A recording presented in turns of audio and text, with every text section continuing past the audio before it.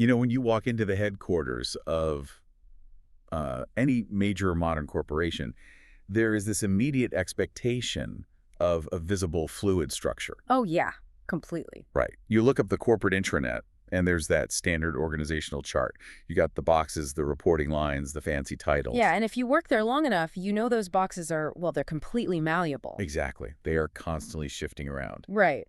A new CEO comes in, and suddenly departments are merged. New C-suite titles are just invented overnight. Like chief happiness officer or something. Yeah, exactly. And an entire reporting structure is upended based on, the latest quarterly earnings. Or maybe just a new management trend someone read about on a flight. Right. Because modern organizations, they really pride themselves on that kind of agility. They absolutely do. But I mean, what if you stepped into an organization and realized that the org chart wasn't some living document on a server? Yeah. What if those boxes and reporting lines were actually carved into stone like 2,000 years ago? Wow. And modifying even a single one of them was considered an act of corporate treason. Because you aren't just changing a job description at that point.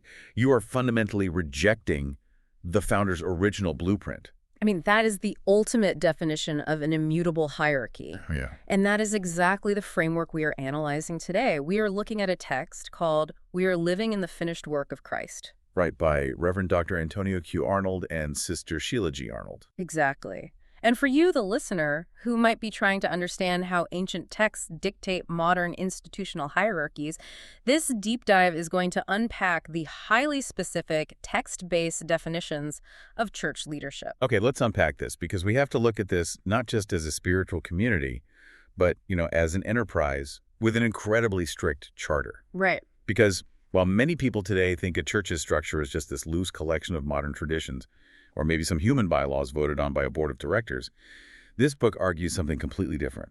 It really does. It argues that a very rigid, unchangeable organizational chart was set in stone between AD 50 and 70. Right, specifically in the epistles of the New Testament.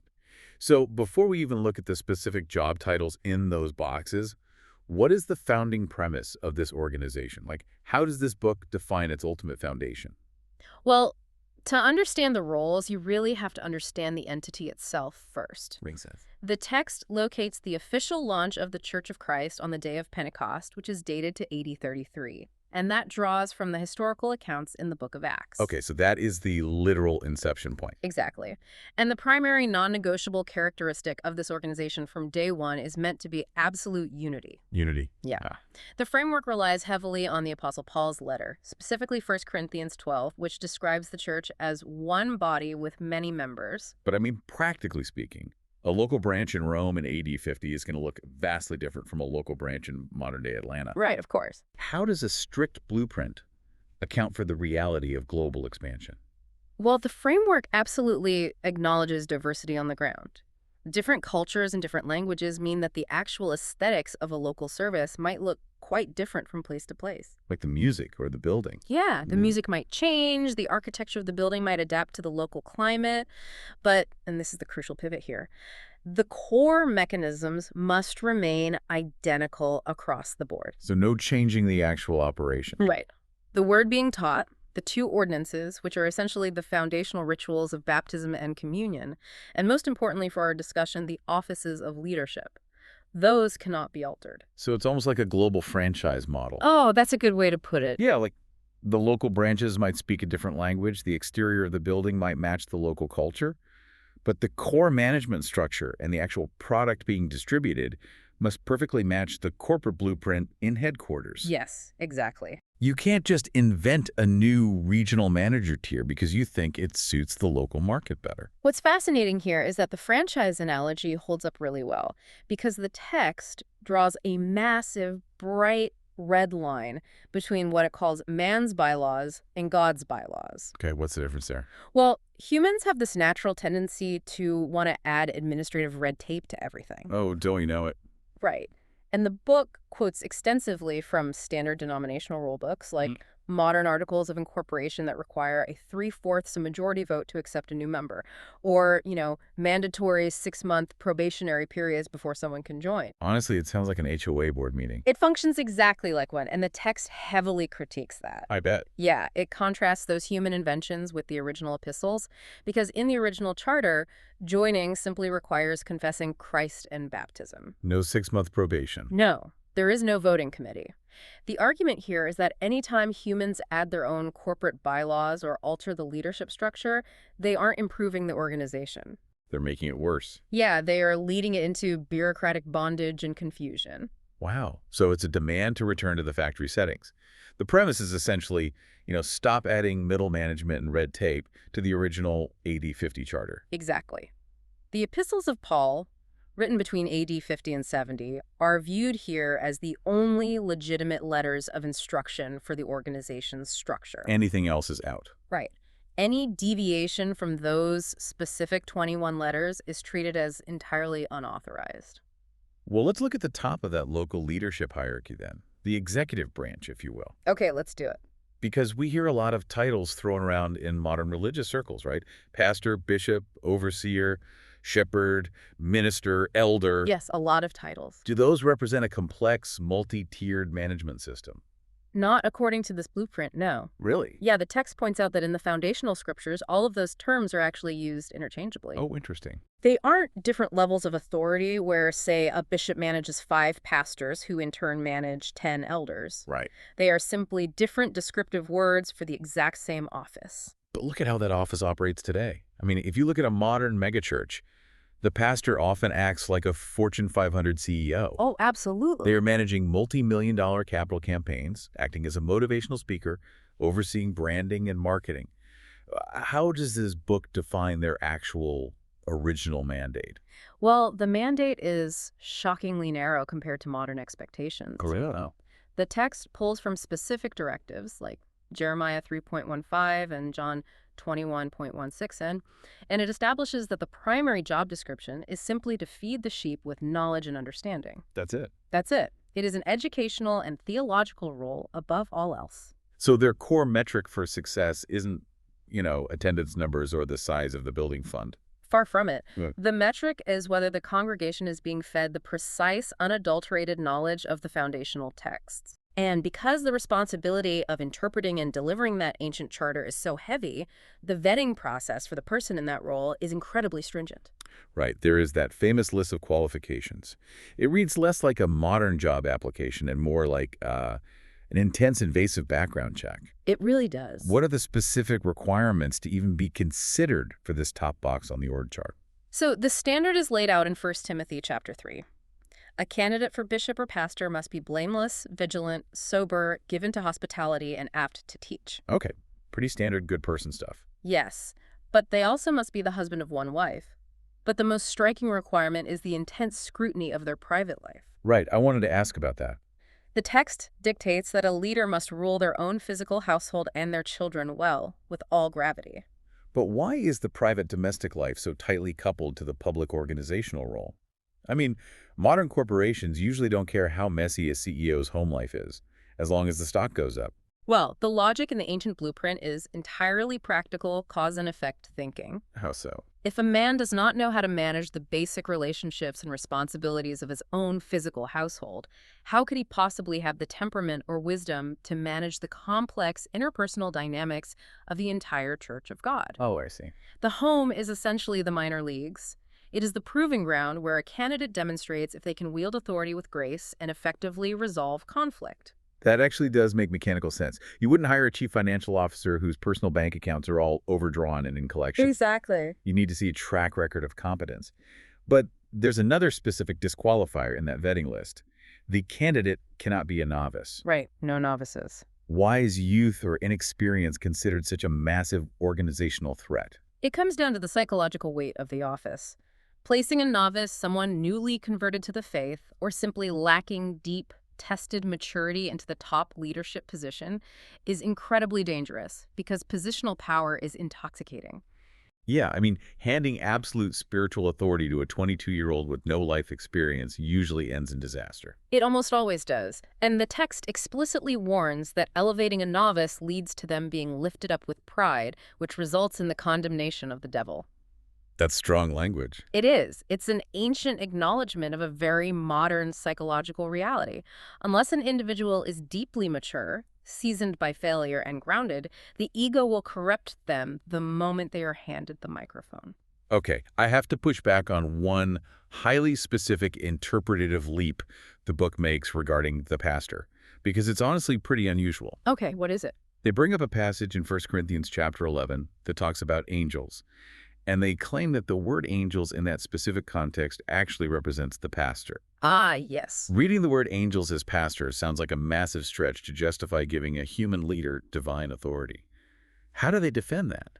It does seem like a leap in English, for sure, but it actually comes down to the literal translation of the original Greek text. Okay, grammar time. Right. The Greek word used is angelos, which simply means messenger. Just messenger. Yeah.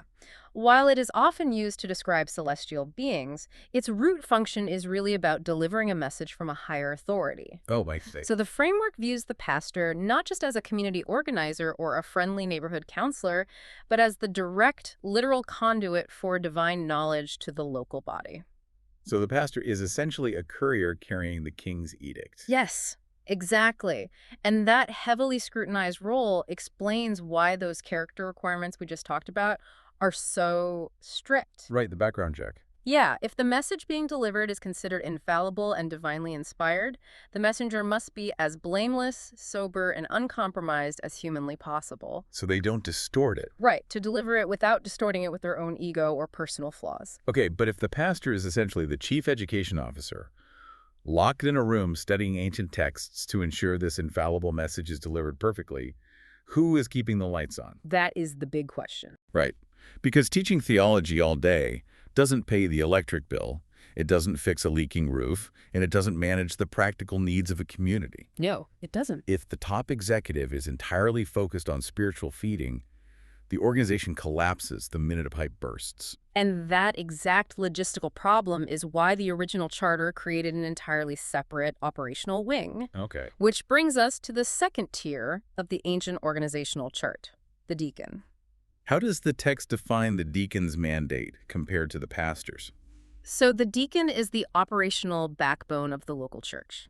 Their core responsibility is to assist the pastor in the governing operations. So they handle the logistics. Yes. If the pastor is intensely focused on the theology, the teaching, and the spiritual health of the body, the deacon is entirely focused on the execution, the administration, and the temporal physical needs of the organization. You would think that hiring an operations manager would just require checking their resume for administrative skills. You would think so. But the vetting process for the deacon is just as intense as the one for the pastor. It really is. Pulling again from that same vetting document in 1 Timothy 3, deacons must be grave, not double-tongued. Meaning they can't be two-faced or manipulative in their communications. Exactly. Like they can't tell the pastor one thing and the congregation another. Correct. They also cannot be given to much wine, and crucially, they cannot be greedy for filthy lucre. Which is pretty vital since the operations wing is almost certainly handling the finances, the real estate, and the charitable distributions. Right. You don't want someone greedy managing the money. And there is a specific phrase in the vetting text that is absolutely critical to understand their role. It says deacons must hold the mystery of the faith in a pure conscience. What does a pure conscience practically mean in an operational context, though? It means your operational leaders must possess the exact same ethical and theological standards as your top executive. Oh, wow. Okay. You can't just hire a secular accountant because they're a wizard with spreadsheets, or a secular event planner because they throw great parties. Because the stakes are higher. Right. The operational leader is handling the resources of a spiritual entity, so they must be spiritually uncompromised. The text even extends this scrutiny to their spouses. Really? Their spouses, too. Yeah, they must be grave, sober, and faithful in all things, ensuring there is no chaotic drama in the deacon's immediate orbit that could derail the organization's work. Here is where the mechanics of this ancient structure get genuinely brilliant, I think. Oh, yeah. There is a critical detail about the deacon's role that functions as a built-in continuity of business plan. Ah, yes, the succession plan. Exactly. The text mandates that deacons must be thoroughly proven so that they are fully capable of taking over the responsibilities of the pastor in his absence should the need arise. It's an incredible safeguard. Think about what happens in a modern company when a charismatic, central founder suddenly leaves or gets sick. The stock plummets, the board panics, infighting breaks out, and there is a massive power vacuum. It's usually a mess. Right. But this ancient text avoids all of that by mandating that the secondary tier of management isn't just a group of administrative assistants. They are cross-trained, rigorously vetted leaders who ensure the entire branch doesn't collapse if the primary leader is incapacitated. It is an incredibly sophisticated piece of administrative engineering. Absolutely. Because the deacon has already been tested, proven, and holds the theological faith with that pure conscience, they can seamlessly step into the teaching and leadership void without missing a beat.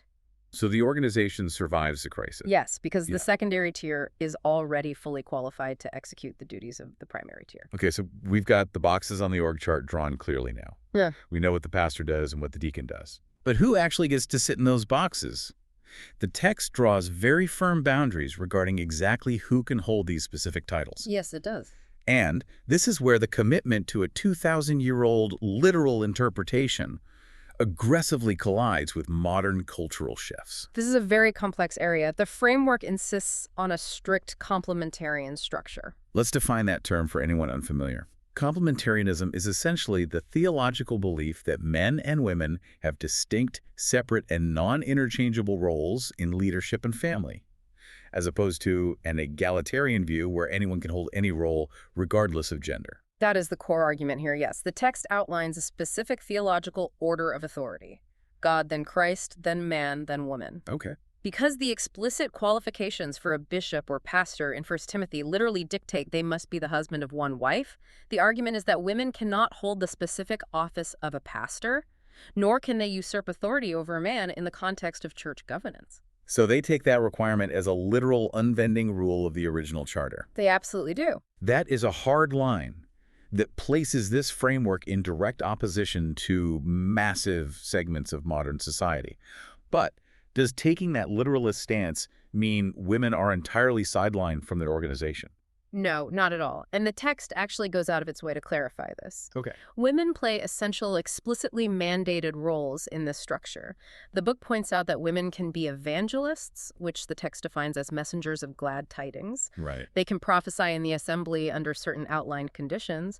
And older women are explicitly tasked, citing the book of Titus, with the critical role of teaching younger women. So they aren't erased from the narrative of the enterprise. They're just excluded from one specific executive title. Exactly. The book actually cites major historical examples of female leadership to back this up. Yeah, they do. They highlight figures like Miriam, who was instrumental in leading the Israelites, Esther, who took massive political risks to save the Jewish people. Right, huge figures. And Phoebe, who the Apostle Paul specifically commended as a vital leader and helper in the early Roman Church. Okay, so they highlight that. Yeah, the distinction the text makes is strictly about the operational office of the pastor or bishop. It's not about the spiritual value, intelligence, or capability of women. Okay, there is a moment in the text where they defend this literalist stance against a modern colloquialism, and it is honestly pretty funny. Oh, the donkey thing. Yeah, so they literally have to spend time arguing against a talking donkey loophole. They do. They address a phrase people sometimes use to argue for female ordination or egalitarian leadership. The phrase is, if a donkey can preach, a woman can preach. Why are they arguing with a farm animal proverb? Well, it is a reference to a very bizarre story in the book of Numbers, chapter 22. It's about a prophet named Balaam and his donkey. Okay. People use this story as a colloquial argument that God can use absolutely anyone or anything to deliver his message, thereby overriding the strict gender rules of the epistles. But they completely deconstruct the mechanics of that story to shut down the loophole. They do. They point out that the donkey didn't preach the word of God or deliver a sermon. The donkey simply spoke because it saw an invisible angel blocking the path with a drawn sword, and Balaam was beating the donkey for refusing to move forward. So it was just complaining. Yeah, God opened the donkey's mouth to complain about being physically abused, not to step into a pastoral office or lead a congregation. The donkey was just trying not to get stabbed by an angel. It wasn't trying to rewrite the corporate bylaws. Exactly. And the text uses this to show how people will twist an anomalous, highly specific Old Testament miracle completely out of context, just to justify dismantling the clear organizational chart given in the New Testament epistles. Here is my ultimate question about this entire framework, though. Go ahead. It is a question of pure organizational survival. How does an institution survive if it actively refuses to adapt its leadership structures to the prevailing norms of the society it exists in? That is a great question. Because if the rest of the corporate, political, and secular world has moved toward egalitarian, fluid leadership models, doesn't this extreme rigidity risk alienating the very people the organization is supposedly trying to reach? Doesn't the church just become an irrelevant museum? This raises an important question, and it really cuts to the very heart of the book's thesis. It's a question of organizational integrity versus cultural relevance. Right. For this framework, adapting the structural rules of the epistles to match modern sensibilities is, in the text's exact words, compromising God's words for prestige or to be accepted in the secular community. So to them, adapting to survive is actually how the organization dies. Yes. To change the blueprint is equivalent to dismantling the entity itself. Wow. The argument is that true freedom and true spiritual success do not come from adopting modern secular values. They come from submitting strictly to this ancient, divinely inspired hierarchy. Okay, I see. If you change the rules to attract more people or seem more culturally palatable, you might successfully fill a massive stadium every Sunday. But you are no longer operating the Church of Christ as it was chartered in AD 33. You've just engineered a very successful human-made social club. Exactly. It is the stark difference between choosing to be a custodian of an ancient truth versus being a marketer of a modern lifestyle brand. They're actively choosing custodianship, Yeah. even if it makes them deeply unpopular. And the text is highly critical of modern religious leaders who do choose the marketing route. I can imagine. Yeah, it argues that many modern pastors act more like politicians or entertainers, willingly altering the foundational rules for prestige, money, or just the thrill of building an empire. Right. The strict, unyielding adherence to the original blueprint is viewed as the only viable immune system against that kind of institutional corruption. So what does this all mean for you, our listener? Whether you are examining a religious institution, trying to understand a massive secular corporation, or looking at how a nonprofit operates. Understanding its true nature requires looking deeply at its foundational documents. Absolutely. You have to ask the hard questions. How rigorously does the current leadership actually adhere to the original charter? Are they following the blueprint that was laid out? Or have they slowly, quietly rewritten the rules over decades to fit the current era? Right. Because for the authors of this text, a well-informed observer should never view the church as a loose, evolving community. It is a highly structured organization where the pastor serves as the heavily vetted, uncompromising messenger. And the deacon acts as the cross-trained operational backup. Exactly.